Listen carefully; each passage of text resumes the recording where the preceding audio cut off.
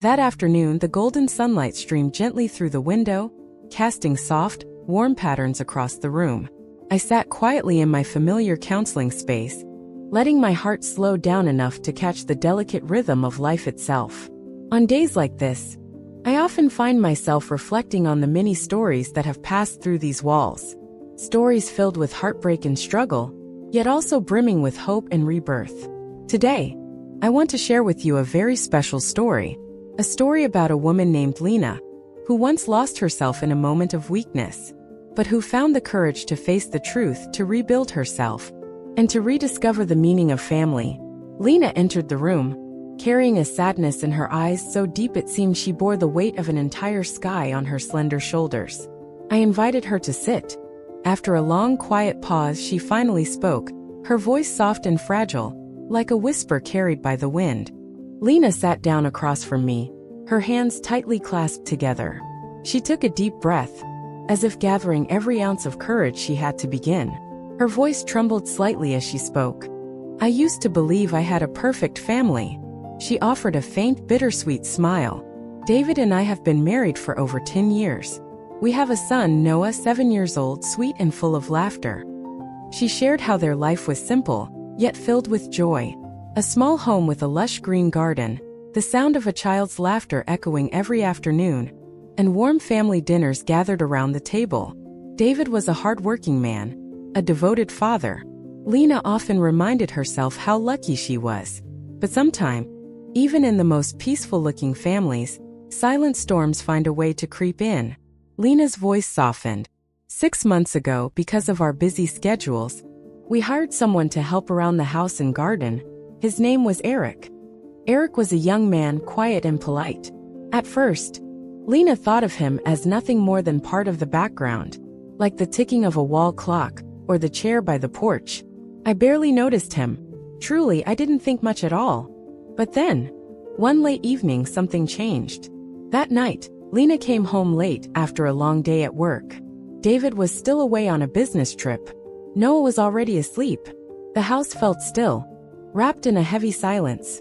Only the soft kitchen light remained on. Eric sat at the kitchen table, absorbed in reading an old book.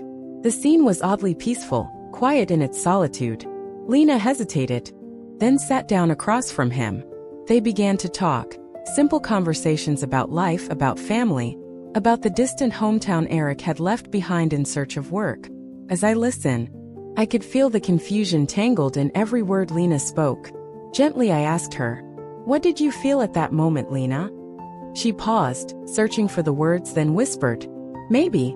It was a kind of understanding, a fleeting warmth inside a loneliness I hadn't even realized I was carrying.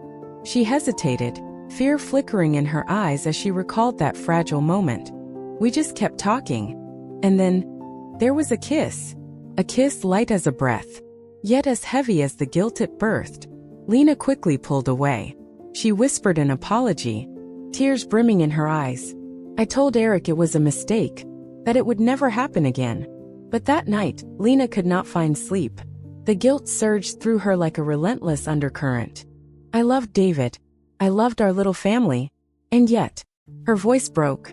I remained silent, giving her space to breathe. In the days that followed, outwardly, life seemed to return to normal. David stayed busy with work. Noah continued to fill the house with laughter. But inside Lina's heart, a secret had taken root. Small yet overwhelming. She kept telling herself, "It was just one time. Just one mistake. I'll bury it forever." But the human heart is far more fragile than reason would like to believe. I gently poured more tea into the small cup in front of Lina. Outside, the afternoon sunlight had turned golden, casting a nostalgic glow across the window pane. Softly I said, "Lina, sometimes we believe we can hide a mistake beneath a calm surface. But the truth is, the more we try to deny it, the heavier it grows inside our hearts." She lowered her gaze to her clasped hands, then continued speaking, her voice carrying both guilt and fragility. In the days that followed, Lina tried to live as if nothing had happened. She poured all her energy into Noah, caring for every meal, every small moment with David. But deep inside she knew, a door had been opened, and no matter how hard she tried, it could never close the same way again. I thought I had it under control, she whispered. But then David left again for a 3-day business trip. This time, the house felt emptier than ever. Noah went to bed early, leaving Lina and Eric under the same roof, surrounded by a silence too heavy to ignore. The first night they avoided each other. But on the second night, after a simple dinner, Lina found herself once again sitting at the kitchen table, facing Eric. His gaze remained gentle, without blame, without expectation. And it was that very silence that made Lina's heart ache the most. She confessed. We talked, just about ordinary things. But somehow, almost without realizing it, I leaned toward him again. This time, the kiss was not fleeting, not a momentary lapse. It was longer, deeper, and filled with even more guilt. Lina paused, her eyes red with tears. Gently I asked, "At that moment, did you think of David?" She nodded slowly. I did. But there was also a part of me that just wanted to escape the loneliness that had been eating away at me day after day. Sometimes the truth is painfully bare, not because there is no love left, but because loneliness can grow even within the walls of a shared home. After that night, Lina realized she could no longer lie to herself. I had broken his trust, and the worst part was that I was beginning to grow used to the feeling of hiding. David returned from his trip, and outwardly, life resumed its usual rhythm, as if no storm had ever passed through their home. But deep inside Lina's heart, the secret sank like a heavy stone, weighing her down with every breath. I remained silent for a long moment, allowing Lina space to breathe through her pain. Finally I spoke, my voice gentle. "Lina, you could bury that secret forever. But the crack in your heart, it will only grow wider with time. Not because others will punish you, but because you will punish yourself silently every single day." Lina looked up at me, her eyes brimming with tears, and in that moment, with a small trembling nod, she seemed to realize, there are mistakes we cannot undo, but neither can we continue to run away from them. I poured a little more warm tea into Lina's cup. The soft fragrance drifted through the room, like a gentle note soothing both our hearts. After a long pause, Lina continued, her voice trembling. I kept living like that, carrying the weight in my heart, growing heavier with each passing day. She tried to smile, tried to care for Noah, tried to prepare warm meals for David, but inside, her heart was becoming more and more hollow. I wasn't myself anymore. I was afraid of David's eyes every time he looked at me, afraid that one day he would see the truth. And most of all, afraid of losing everything. Lina lived under the constant shadow of anxiety, torturing herself in silence. Until one day, she picked up David's phone to look for a friend's number, and a message flashed across the screen that froze her in place. A name she didn't recognize. A short message, but heavy with meaning. "It was so wonderful to see you today. I miss you." Lina gripped the phone tightly in her hands. She could hardly believe her own eyes. I stood frozen in the middle of the living room, my heart pounding so loud it felt like it would tear through my chest. David, the man she had trusted with all her heart, was hiding a secret of his own. I listened quietly, feeling the heaviness settle in the room. Gently I asked, "When you found out, how did you feel, Lina?" She gave a sad, bittersweet smile. At first, I was furious. I felt betrayed. I cried and cried. But then her voice softened. I realized I wasn't blameless either. Her tone dropped to a whisper. I had betrayed him too in my own way. Both of them carried secrets inside, silent wounds that had gnawed away at their love day by day, until all that remained were empty spaces too wide to bridge. Lina sat there staring into the distance. We were once two people who promised to stay together forever. But now we stood on opposite sides of loneliness, unable to reach each other.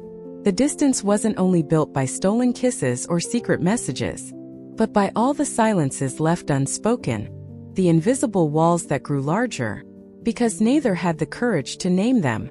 I spoke slowly. Some cracks, if tended to in time, can still be mended, but if left too long, they become deep chasms, and even a small gust of wind can send everything falling apart. Lina nodded softly. She understood. She understood that if they continued in silence, sooner or later, Everything would shatter completely. I knew I had to do something, no matter how afraid I was. And in that moment, I saw a quiet determination flicker in Lina's eyes. Outside the window, the first raindrops of the season began tapping softly against the roof. The cool air crept into the room, making everything feel even more still than usual. Lina clutched her warm teacup in both hands, as if trying to draw the last bit of courage from its heat. She whispered, "That night after Noah had gone to sleep, I knew. It was time to face it." David sat in the living room, his eyes on the television, but it was clear his mind was wandering elsewhere. Lina walked over and sat down beside him. A long, heavy silence stretched between them, as if even the walls were holding their breath. Her voice trembled as she spoke. "David, I need to talk to you." He turned off the television. His gaze met hers, calm on the surface, but underneath, a storm was brewing. Lina took a deep breath, feeling her heart pound painfully against her chest. I made a mistake." David furrowed his brow, but said nothing. Lina continued, each word heavy with sorrow. I had a moment of weakness, with Eric." The name hung in the air between them, sharp and cutting, like a blade slicing through the fragile piece. Lina lowered her head, unable to meet David's eyes. "I'm not making excuses. I just needed you to know." Before things went any further, another long silence fell over the room. Outside, the rain whispered steadily against the eaves. Finally, David spoke, his voice low and rough. "I'm not blameless either." Lina looked up, her eyes wide with surprise. David sighed deeply, as if finally releasing a burden he had carried for far too long. My heart also wandered toward someone else. There was no need to ask. Lina knew. It was the woman behind the message she had seen. They sat there facing each other, two hearts covered in wounds. No shouting. No accusations. Just the raw truth laid bare between them. Painful, but honest. I made a quiet note in my heart. Sometimes the deepest pain doesn't come from screaming, but from the silence that follows after everything has broken. Lina continued. We sat there for a long time, not to blame each other, but to admit that somewhere along the way, we had lost each other. Amidst the exhaustion, anger, and disappointment, something unexpected still lingered. A small thread of love, fragile but unbroken, quietly surviving beneath the wreckage. I looked at Lina and said softly, "Sometimes, facing the truth is the first step toward beginning again, if two hearts still long to find their way back." Lina gave a faint smile, but the heaviness in her eyes had lightened. "We decided to try," she said, "not out of fear of losing each other, but because we realized we still loved each other." I sat there silently listening to Lina. Outside the window, the early rain continued to fall softly, as if whispering along with her story. Lina continued, her voice gentler now, but in her eyes, I could see an inner battle still raging. We knew apologies alone would not be enough. Love was still there, but trust had been shattered. They chose to stay, but staying did not mean that everything would magically return to how it once was. The very next day, Lina and David made some decisions. They would attend marriage counseling together. They would set new rules. No more hiding, no blaming, no silent suffering when hurt. Lina recalled that during their first counseling session, she couldn't hold back her tears. I had to speak aloud all the silent emotions I had kept hidden for so long.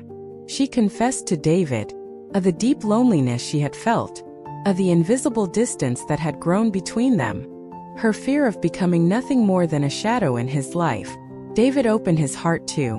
The pressure of work, of the pain he felt but never had the courage to confront, of the moments of weakness he could not justify. I slowly nodded as I listened, and then I said softly, "Healing doesn't begin by forgetting the pain. It begins when two people are brave enough to touch the pain together and choose to forgive." Lina smiled, a fragile, trembling smile, but a brave one nonetheless. "We started over. With the smallest things," she said. Every day, David made an effort to come home earlier. Even if it was just for a simple family meal with Noah and Lina. Even if it was just to sit together and watch an old movie. Lina also learned to truly listen again. She no longer bottled up small resentments inside. She learned to speak, gently, honestly. We learned to become friends again, before we could be lovers or even husband and wife. At night, after Noah was asleep, sometimes they would sit together, simply drinking tea, sharing small stories from their day. No more forced smiles. No more silences on the verge of breaking. Just two people.